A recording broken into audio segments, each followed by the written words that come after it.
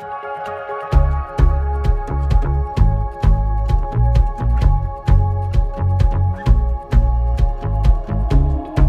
¿qué tal? Yo soy Joana de Mucho Agencia de Comunicación. Bienvenidos al podcast Corazón Azul y vamos a dar inicio en este segundo episodio que es Trastorno del Espectro Autista de la mano de la psicología y para ello tenemos de invitada a la psicóloga Cristina Mora. Hola Joana, buenas noches. Muchas gracias por invitarme.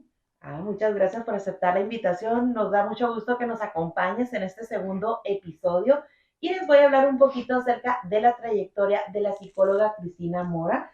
Ella tiene una maestría en educación con especialidad en educación especial.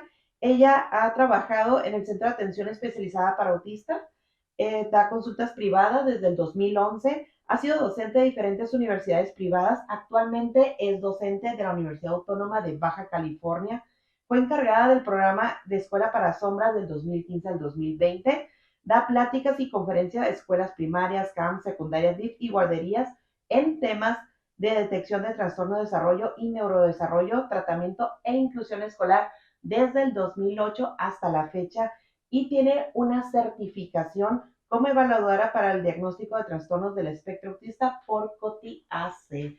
Una amplia trayectoria. Ni me acordaba que había tanto. Todo el tiempo preparándote. Ya. No es igual el tiempo de preparación a la edad, ¿eh?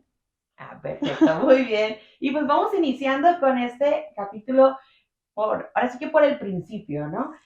Quisiéramos saber qué es un psicólogo en este caso con maestría y especialidad en educación especial, para que las personas puedan saber qué es en sí lo que te dedicas. Ok, mira, específicamente hablando o enfocándonos en el tema de TEA, de autismo, básicamente me enfoco o nos enfocamos desde la evaluación, la detección, después de la parte de evaluación y no solamente la aplicación de pruebas, hablando de evaluación, es ver el entorno, eso es en casa, la escuela, básicamente todo el entorno en el que se desarrolla el niño, aplicación de pruebas, el diagnosticar y hacer plan de tratamiento. Es como, ok, ya sabemos que el niño tiene o está dentro del espectro autista, entonces, ¿cuáles son sus áreas altas, sus áreas bajas y qué necesitamos trabajar para seguir elevando su calidad de vida? Perfecto, entonces igual, seguimos en el principio, desde términos como usted como psicóloga, ¿qué es el trastorno del espectro autista? Ok, es una condición de vida que afecta a diferentes esferas del desarrollo del ser humano. La comunicación, el lenguaje, no sé si has escuchado algunas cuestiones rutinarias que tienen que ver con conducta y la socialización. De hecho, una de las áreas de mayor identificación o que los papás llegan como un poco más preocupados es la comunicación. Entonces, básicamente son estas áreas en las que se tiene cierta necesidad o cierta afectación y es parte del desarrollo, ¿no? Es un trastorno del desarrollo neurológico que afecta a estas áreas. Muy bien. Ustedes como psicólogos, ¿cuáles consideran los primeros indicios? O a partir también de qué edad pueden considerar, ¿sabes qué? Estas son unas banderitas rojas dentro del espectro autista.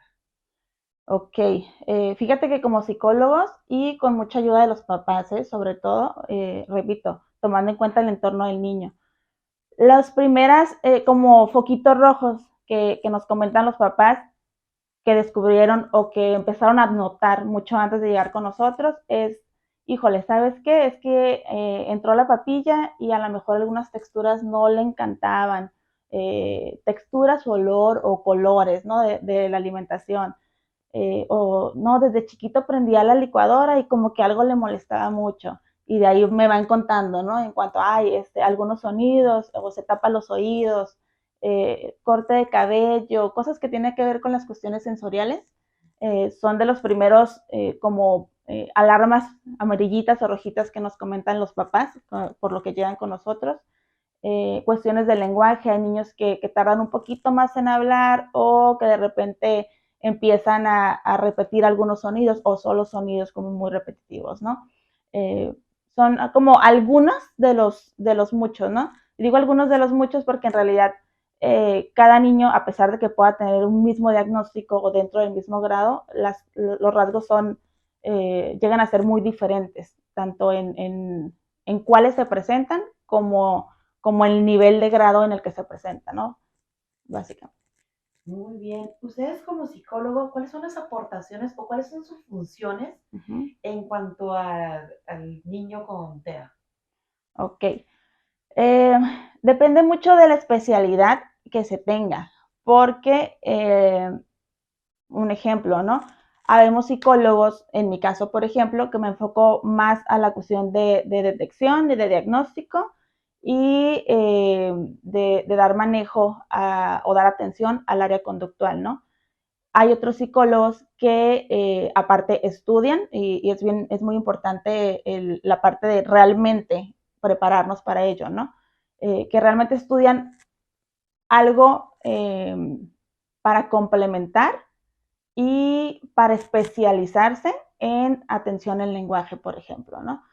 Particularmente en mi caso, yo me enfoco más a lo conductual, es atención, imitación, seguimiento de instrucciones, el control de conductas disruptivas o que de repente son las que nos comentan los papás, ¿no? De que, híjole, ¿sabes qué? Sus berrinches están muy fuertes. Aprender a identificar qué tipos de berrinches son, ¿no?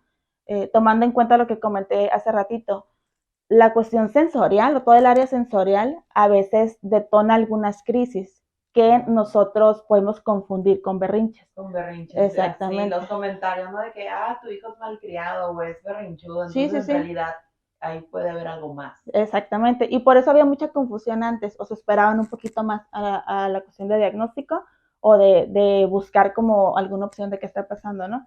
Se confundía un poco con pues está hablando tarde y es berrinchudo, ¿no? Y ya con el paso del tiempo hemos ido aprendiendo que sí, o sea, yo siempre he dicho, si tú le ves los ojitos a un niño a la mitad de un berrinche, te puedes dar cuenta si de verdad es un berrinche o está en medio de una crisis y ver qué del entorno le está detonando una crisis, ¿no? Entonces, ese es parte de mi trabajo, el aprender del niño realmente, más que yo enseñarle, ¿no? O sea, aprender de él como por dónde podemos ir apoyando específicamente al niño.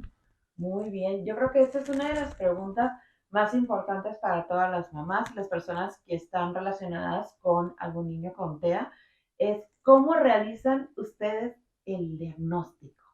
Así, o sea, porque a veces sí se tiene una idea de que, pues es un tipo de Ujú. evaluación, pero sí nos gustaría que nos explicara un poquito más, como que a grosso modo, cómo evalúan ustedes. Ok. Gran parte es observación. ¿Y por qué gran parte, no? Porque como comento, una de las áreas en donde se ve mayor afectación, vamos, ¿no? Mayor necesidad, es el área social, el área de comunicación y lenguaje, ¿no?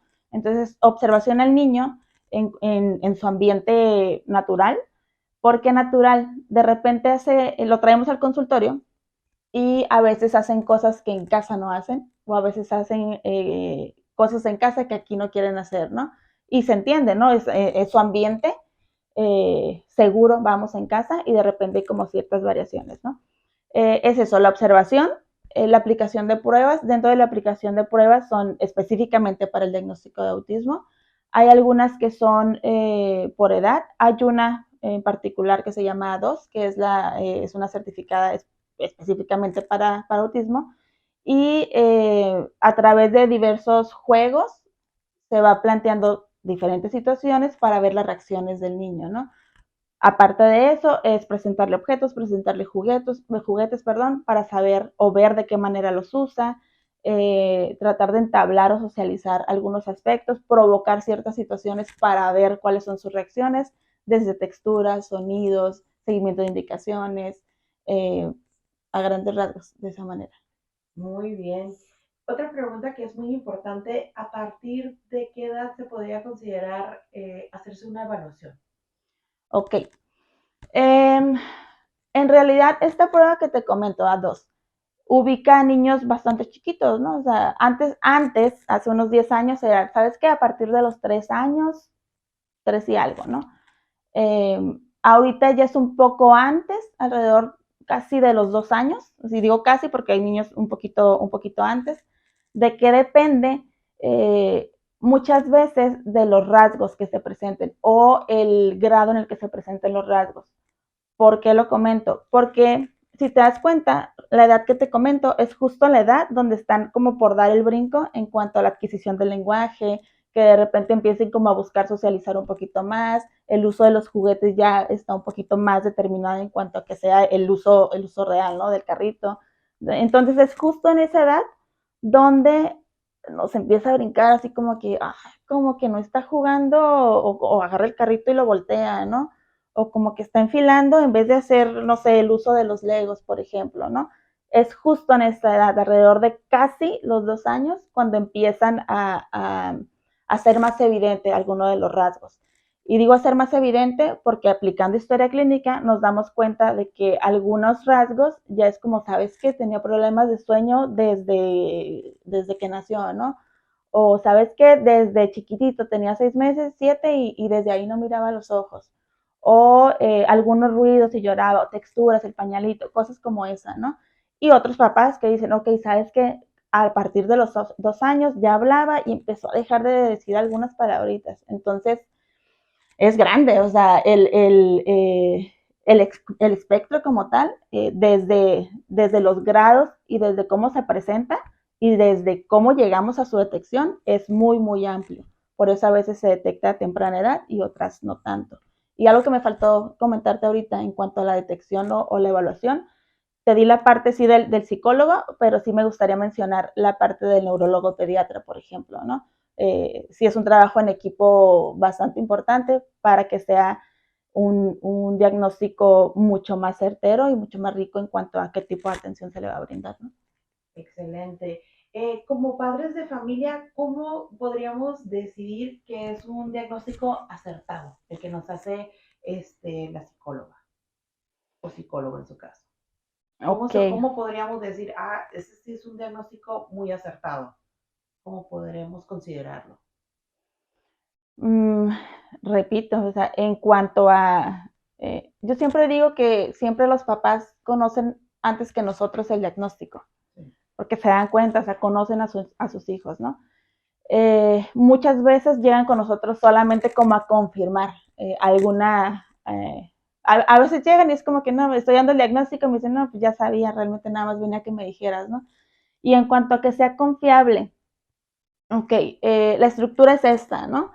O cuál es el proceso de esta evaluación. Se aplica una historia clínica que es el perfil de desarrollo del niño desde la gestación hasta la actualidad, ¿no? La aplicación de pruebas es muy importante para que un diagnóstico sea realmente confiable. Que sean pruebas que estén dentro de la edad de aplicación del niño, que estén enfocadas y que realmente sean pruebas de detección de autismo, en este caso, eh, que haya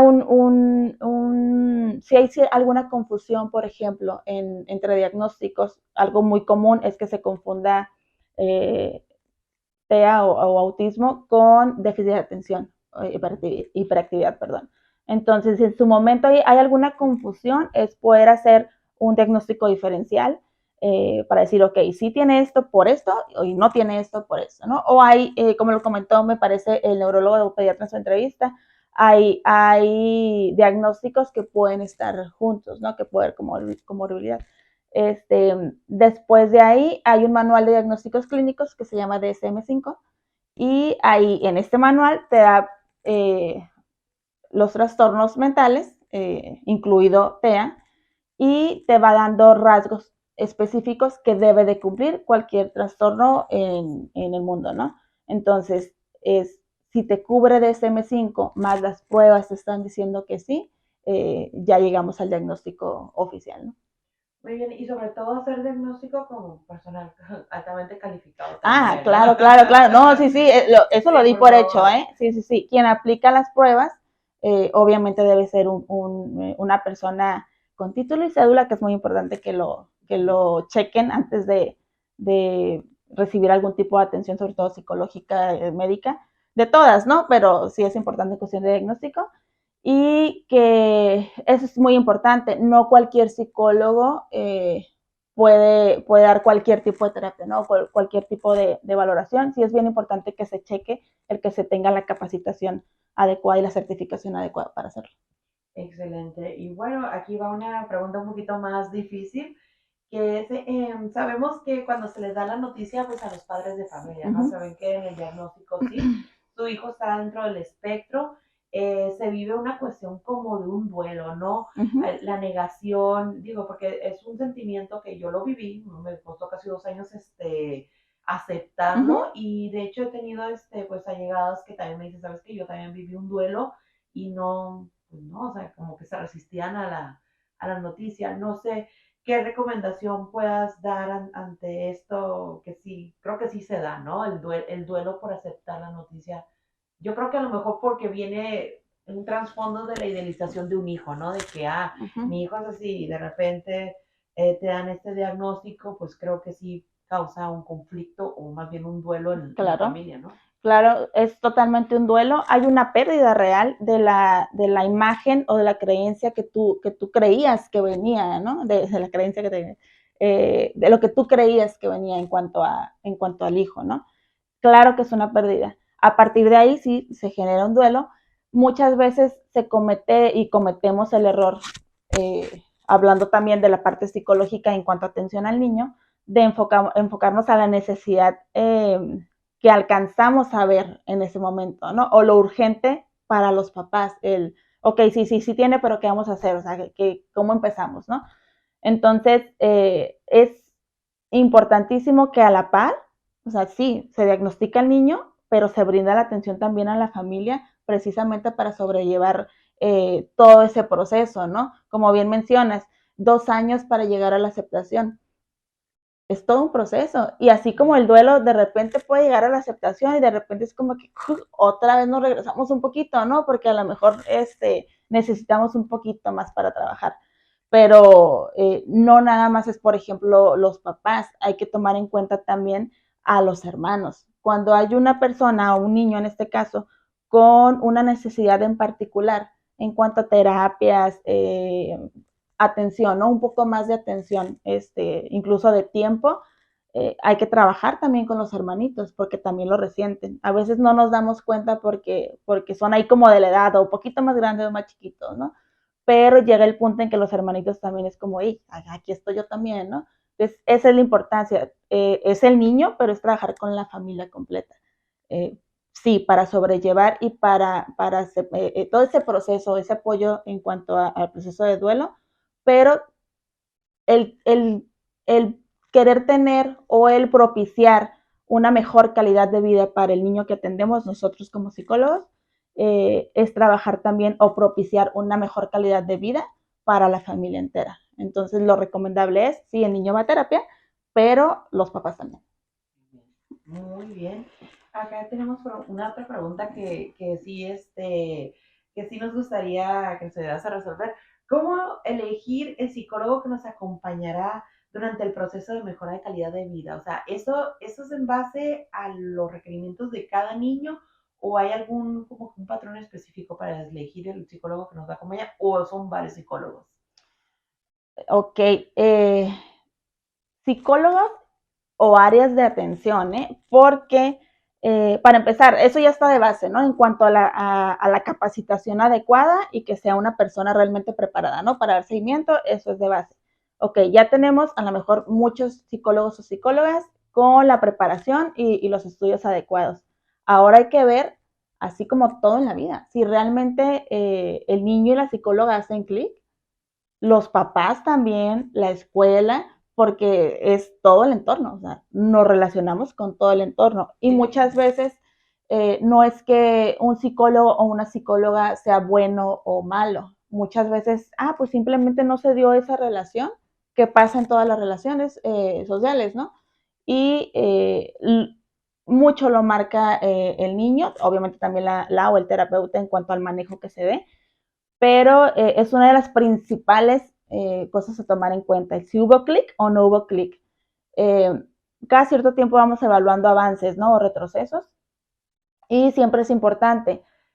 Hay momentos en que probablemente esa relación psicólogo-paciente o familia cumplió su objetivo.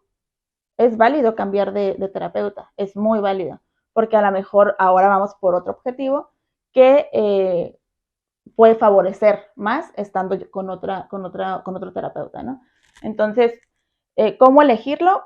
En preparación, eso es a fuercita, y después de ahí, en cuanto a qué tan cómodo se siente el niño y qué tantos avances estamos viendo, ¿no? Porque a veces está cómodo, pero no avanzamos tanto.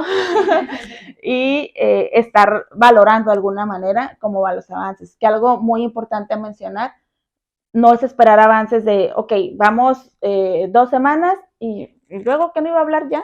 No, o sea, son procesos a veces muy largos, muy, muy largos, sobre todo las cuestiones sensoriales.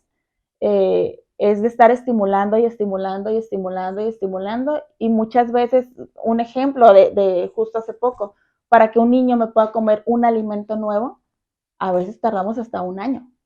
Y es un súper logro el que en ese año comió un alimento nuevo.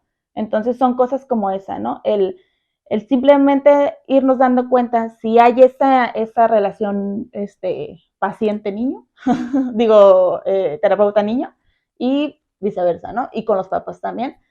Y el equipo también de trabajo, que en este caso el equipo son los papás también.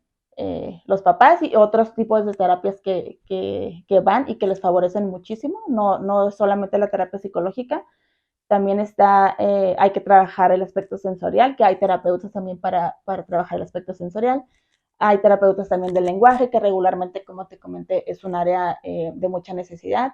Entonces, ir complementando las áreas específicas y no nada más, insisto, ¿no? Es ya como la psicóloga que le funciona, ¿no? O la psicóloga o psicólogo que debemos elegir, sino es en general, o sea, qué profesionistas de diferentes áreas son los más aptos para el niño en particular.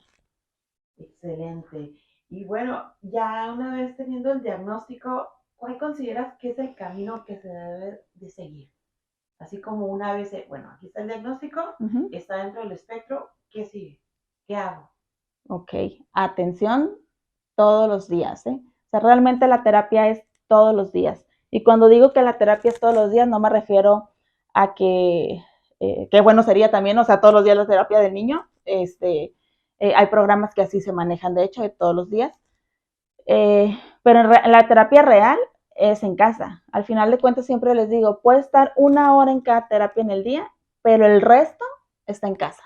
Entonces, el seguimiento, el cómo le hablo, cómo le doy indicaciones, cómo le refuerzo, todo eso es los papás, ¿no? O su entorno, el seguir, el dar ese seguimiento, el brindar esa terapia desde casa. Ese sería el primer camino a seguir. Eh, o después de la valoración, o sea, ya sabiendo qué necesidades se tienen. Y debemos ir valorando también, ¿no? Cuáles avances y retrocesos está viendo para saber qué está funcionando, qué no está funcionando. A lo mejor algo tan básico como conocer a un niño y a lo mejor yo le quiero reforzar con un chócalas. Y al niño no le gusta no le gusta chocar, no le gusta, a lo mejor a él le gusta que le hagan cosquillitas y con eso se puede reforzar. Entonces es conocer al niño lo más que se pueda en cuanto a qué le funciona a él particularmente. Ustedes como papás, insisto, lo conocen mucho mejor que nadie.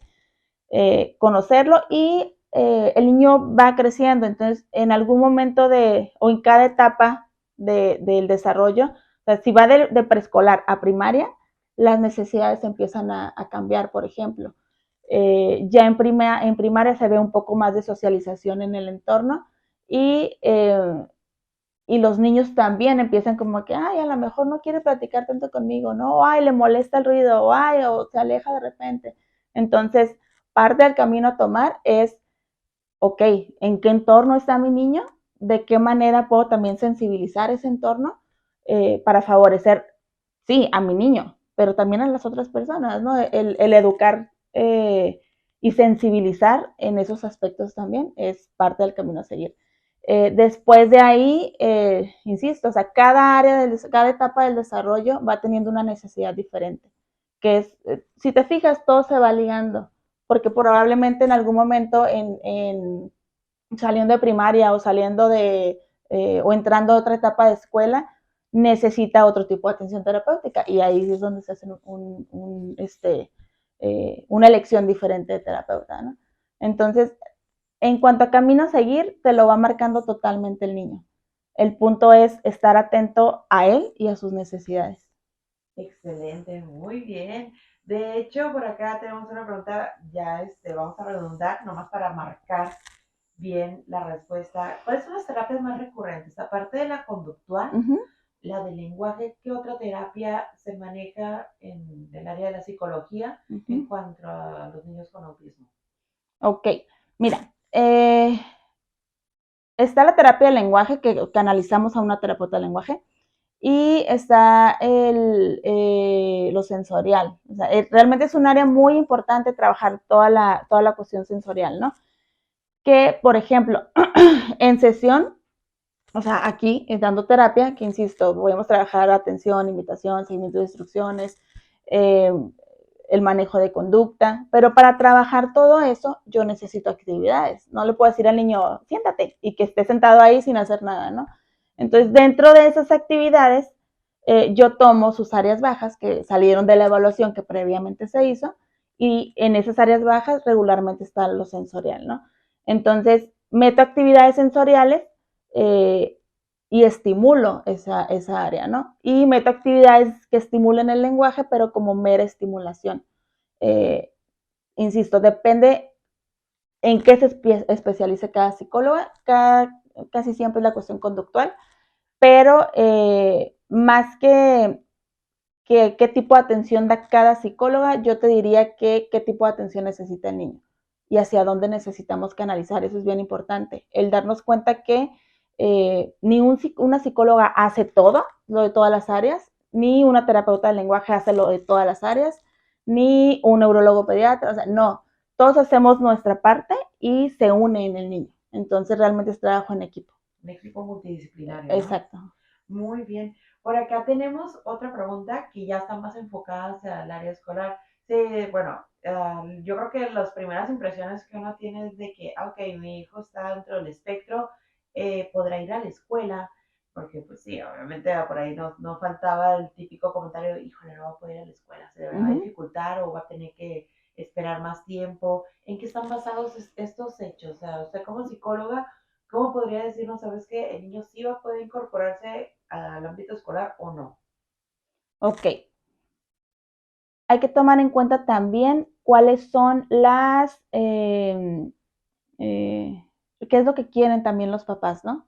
Porque muchas veces los papás nos dicen, yo quiero que aprenda a leer y que aprenda a leer y escribir, ¿no? Y de repente es como, híjole, pero yo me voy dando cuenta que tiene mayor necesidad en otra área, ¿no? Áreas de la vida diaria, o sea, de habilidades de la vida diaria, perdón. ¿Cómo nos damos cuenta si un niño puede ir a la escuela? Sí, Así lo dijiste? sí. Ok, hay que ver por qué queremos que vaya a la escuela, ¿no? Porque hay papás que dicen esta parte de la cuestión de aprendizaje académico, otros que dicen, yo sé que ahorita no está eh, apto o no tiene las habilidades todavía para poder estar en la escuela, pero quiero que socialice, o quiero que esté en la escuela, o sea, depende cuál sea realmente tu fin como papá, primero, porque pues el niño no lo va a decidir en ese momento, ¿no? ¿Cuál sea tu fin como papá para que esté en una escuela? Después de ahí, hay niños que pueden estar fácilmente en escuela regular, eh, empiezan ahí a estimular su socialización, les va bien académicamente, qué es lo que nos va guiando realmente en cuanto a si el niño puede o no puede. Para mí no es como dar tanto un previo, porque hay muchos niños que nos sorprenden, ¿eh? Que probablemente dices, híjole, es que la conducta, hoy quién sabe cómo vaya a estar en escuela, o ay, estamos batallando mucho para que se aprendan las vocales, y de repente han entrado a escuela y así me avanzan, ¿no? Y hay otros niños que se les dificulta un poquito más. La pauta te la sigue dando el niño. Si te fijas, todo lo que te digo es como, hay que conocer al niño, ¿no? Básicamente. Y en cuanto a, también es importante mencionar, si hay niños que están aptos para escuela regular, hay niños que se canalizan a CAM, que debo decir que tiene muy buena atención CAM, y hay niños que se les da seguimiento más enfocado a sus habilidades de la vida diaria, ¿no? Si vemos que todavía se le dificulta, no sé, comer o cambiarse o comer y cambiarse es lo que más he tenido últimamente y que están alrededor de los 7, 8 años, ¿no? Y digo, híjole, o sea, tienen acá todavía este hueco, ¿no? Estas áreas de oportunidad. Enfocarnos en que llevamos ciertos años que se aprendan las letras, es como valorar un poco en cuál es la necesidad real para, insisto, para seguir mejorando su calidad de vida, ¿no? Entonces, particularmente en escuela, como en todo, el niño nos va a ir guiando si está listo o no está listo, y eso solamente lo podemos ir midiendo con lo que el niño nos va dando estando en el entorno, ¿no? Muy bien, igual aunado a ese tema de la escuela, es la maestra sombra. El rol con el niño con TEA, cómo viene a apoyar, qué tantos años dura con él, porque sí he escuchado el típico, no, es que se ven tanto a la primaria con él, ¿no? Ya en la secundaria ya no la necesitan, no sé qué tan cierto sea esto, cuál viene a ser el rol de la maestra sombra. Ok, nos regresamos a el por qué está niño en la escuela, o cuál fue el fin, y qué habilidades tiene o tenía el niño para estar en la escuela, ¿no? Realmente el trabajo de maestra sombra no es hacerle el trabajo al niño, es estimularlo o apoyarlo para que el niño lo haga, ¿no? Eh, es meramente como apoyo. Lo que se busca es que en algún momento el niño deje de necesitarlo. O sea, que es solamente una guía de inicio, ¿no? ¿Qué nos va a marcar cuánto tiempo? Otra vez las necesidades del niño y hay que ver por qué está ahí la maestra sombra. Regularmente es por la cuestión conductual, ¿no? El redirigir a que el niño ponga atención a la actividad que está haciendo o que de repente en grupos que son muy grandes es difícil el centrar la atención en los niños, ¿no? Porque en escuela regular los grupos son grandes y hay una sola maestra. Entonces, ¿qué pasa? La maestra da la instrucción al grupo, eh, puede voltear y dar la instrucción directamente al niño que tiene la maestra sombra y aún así el niño así como no le escuchó, no la entiende, entonces es ahí donde entra la maestra sombra y puede como bajar esa información, ¿no? Entonces básicamente ese es su trabajo, el control de conducta dentro del salón, pero quien está al frente, o sea, la maestra sigue siendo la figura de autoridad del grupo, ¿no? O la responsable, o quien le da las indicaciones al niño. La maestra sombra solamente es apoyo para que se lleven a cabo esas indicaciones de la maestra. Muy bien. Y bueno, por aquí venimos a reforzar la parte del el equipo multidisciplinario con el que trabajas. Uh -huh. Sería, no sé, desde el punto de psicología, es psicólogo, neurólogo, terapeuta del lenguaje. ¿Quién más está involucrado en todo este equipo? Padres, la familia. Ajá, exactamente. Es que en realidad todos los especialistas, porque debo tener muy bien identificado a quién, con qué dentista voy a canalizar a un niño con las necesidades que tienen muchos de mis niños que están dentro del espectro autista, ¿no? La cuestión de nutrición es bien importante porque muchos de ellos, insisto, por cuestiones sensoriales, son muy selectivos en alimentación, entonces igual, un experto, un licenciado en nutrición, para que realmente nos apoye en esa área, ¿no? Porque, híjole, casi no come, ¿cómo puede estar bien nutrido? Como, ajá. Eh, quien estimule el área sensorial también, terapeuta del lenguaje que ya mencionaste, el neurólogo pediatra, ocasionalmente o algunos de los pacientes van con psiquiatra también. Realmente es todas las profesiones, porque al final de cuentas las personas nos desarrollamos durante la vida, ¿no? Y nos vamos encontrando con diferentes necesidades. Como te comento, es con qué neurólogo va a ir, con qué dentista puede ir, a lo mejor tiene alguna otra necesidad física que no es propiamente su diagnóstico, pero necesita atención. Y muchas veces esa atención necesita un manejo particular, ¿no? O una preparación al niño, adolescente o adulto con este trastorno y necesitamos hacer el vínculo con este profesionista o este profesional de la salud para poder intervenir adecuadamente y no generar una crisis en el niño. Muy bien. De hecho, ahorita en el equipo que estás mencionando aparece el neurólogo pediatra. Ajá. se dan casos que solamente tienen el diagnóstico de un psicólogo y no acuden al neurólogo. Ujú, ¿Cómo incentivar que acudan también a revisión, la parte médica, ¿no? ujú. ¿Cómo se incentivaría aquí? La parte médica y la parte, un punto muy importante que no sé si tocó el neurólogo, a veces da mucho miedo el medicar, ¿no? Que eso solamente lo hace el médico, en este caso el neurólogo pediatra, ¿no? Entonces muchas veces nosotros nos damos cuenta que hay como algunas cuestiones de atención o de conducta que decimos, híjole, a lo mejor sí mejoraría un poquito, avanzaría un poquito más rápido con ese apoyo brindado en cuestión médica por el neurólogo pediatra, ¿no? Hay papás que no están de acuerdo y se respeta, y hay papás que sí y también se respeta, ¿no? Algo que me gusta mucho en el manejo de los neurólogos es que apuestan primero a la terapia y que dicen, ok, sí, hay cuestiones de conducta, hay cuestiones de atención, de seguimiento de instrucciones, vamos a dar este tiempo de terapia conductual para ver qué avances hay y que no haya necesidad del medicamento, ¿no? Me encanta que lo manejen de esa manera. ¿Cómo hacer consciente a los papás de ese trabajo multidisciplinario? Haciendo referencia en cuanto a qué conductas y los tiempos que se están generando o el tiempo que se ha estado generando esta conducta y qué cambios ha habido con la terapia, ¿no?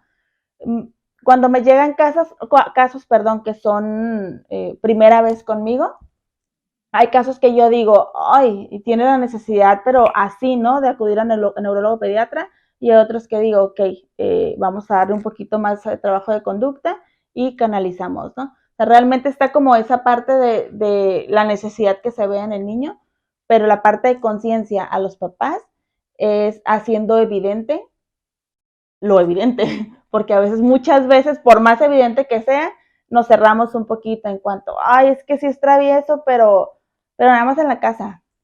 O sí es travieso, pero no salimos porque es travieso, entonces ya no es travieso en otras partes, ¿no? O hace esto, pero lo tengo controlado, o yo lo manejo, o lo subo al carro, cosas así, ¿no? Entonces ya cuando nos damos cuenta que el niño va creciendo y que si no trabajamos a tiempo, no solamente lo psicológico, sino también lo neurológico, eh, no es que no se vaya a poder después, pero probablemente sea un poquito más tardado. Muy bien. Aquí viene otra pregunta, que la mayoría nos hacemos. ¿Cada cuánto tienen que ir al psicólogo ¿Los niños? los niños? Todos los días. eh, eh, ok, mira, dependiendo qué es lo que se esté trabajando, hay diferentes programas, ¿no? Enfocados a la atención a niños con autismo. El tipo de terapia ABA, que es terapia conductual, es realmente todos los días. Eh, que es parte de lo que te digo, o sea, sí es todos los días, pero esa terapia es en casa. O sea, bueno, es en consulta, pero es el seguimiento en casa, ¿no? Entonces, ahí te lo va a marcar también. Sé que doy muchas vueltas en eso, pero es que en realidad te lo va a marcar mucho el niño en cuanto a su necesidad. Hay niños que necesitan mayor tiempo en terapia, mayores horas de terapia. Hay niños que necesitan probablemente una vez a la semana. Yo te puedo decir que como seguimiento, por ejemplo, tengo un muchachito de 20, 23 años que viene una vez al mes. No. Nada más como seguimiento, y él lo pide así como, ok, sé que me genera ansiedad ciertas situaciones, y él hace su cita, ¿no? Así como, necesito ir. Entonces, inicialmente sí las terapias deben de ser mucho más constantes. Eh, la cuestión económica influye mucho, lastimosamente, aquí en Ensenada, porque pues está difícil estar pagando sesiones 2 o 3 a la semana, ¿no? Entonces, regularmente asistan una vez a la semana. Okay. Muy bien, y pues nos gustaría mucho que nos dijeras un mensaje para todas las personas acerca de este tema. Ok, desde, desde la parte psicológica, y creo que en todas las profesiones dedicadas o que nos dedicamos a los niños con autismo, ¿no? Es bien importante el darnos cuenta que no tenemos una varita mágica, que así como va a haber un niño o un papá que sea así como, wow, muchas gracias, fíjate que ya logramos esto en una semana, ¿no? Va a haber otros papás que vengan y te digan, oye, ya llevamos un mes y todavía no me dice una palabra. Entonces, es bien importante ser conscientes como terapeutas y como familia que necesitamos mucho trabajo y mucha constancia para lograr avances que los papás me van a entender, que a veces con un niño que de 8, 9, 10 años que me dice adiós, es como, ¡oh! Me dijo adiós, que a lo mejor para otros niños es como que pues, lo digo desde el año, ¿no? Así como que el bye bye, pero nosotros sabemos lo que costó que ese niño dijera adiós.